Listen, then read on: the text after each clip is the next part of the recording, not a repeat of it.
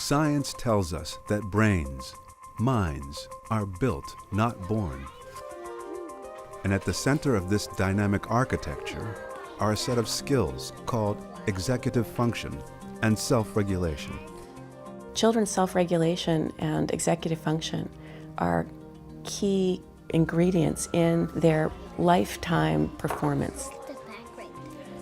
It's not just about learning language or learning numbers or learning colors. We have to be able to work effectively with others, with distractions, with multiple demands. These actually are skills that contribute to the productivity of the American workforce. Look at your shapes. What should you have done next? Educators, I think, are looking for just this sort of thing. And when we describe what we mean by executive function, they say, yes, that's it. That's exactly, the problem. These kids, they can tell me these rules, but they can't actually use them. What's this? A toolbox. A toolbox. What is executive function?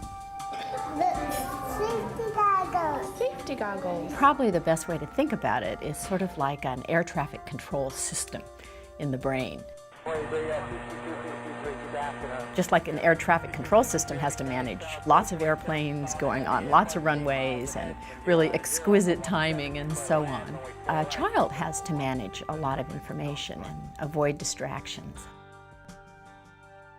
We really think of it as involving working memory and inhibitory control and mental flexibility. Take a situation where a child is having to take turns. So first of all, the child has to have inhibitory control. The child has to be able to stop whatever he or she is doing and let the other child take a turn. Cute. But when it's your turn again, you also have to remember what it is you're supposed to be doing. So that pulls on working memory. If the children who are taking the turns after you do something unpredictable, you have to be able to adjust what you're going to do next. And that requires mental flexibility.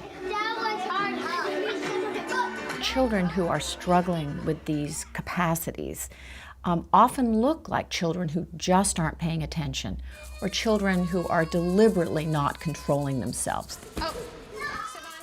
If you don't have self-regulation, you act out and the teacher puts you in timeout, and so then you miss part of the learning that's going on, and then you are more upset because you're behind, and so you act out, and so you get this downward spiral.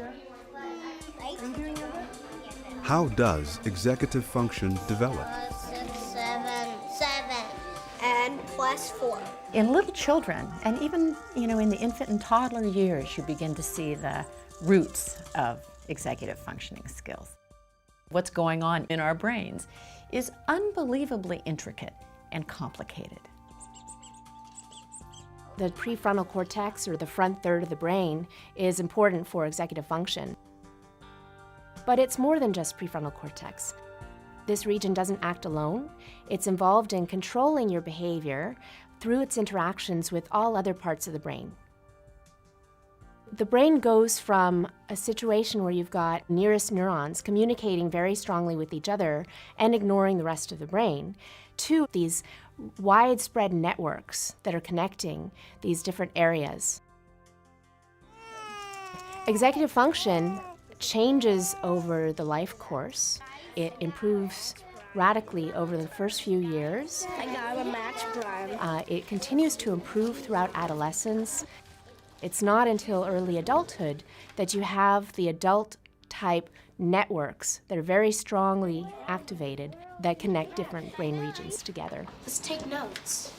Also, we believe that executive functions can be trained. It's just like going to the gym. So the more you practice in these areas, the stronger the capacity is likely to become, because you're helping to strengthen those neural connections. You're at 24. Slowly but surely, you're going to be able to step back, and that child's going to go into the world with these skills where they can get along with other people, change rules, and they can be flexible, and they can accomplish new things, and they're unafraid. I got bit by my dog in my arm. Oh dear. If we don't learn these skills, during the childhood and adolescent years when they're coming online, we are really ill-equipped as an adult to hold a job, to maintain a marriage, to raise children, to get along with each other, to basically be part of a civil society. You're okay.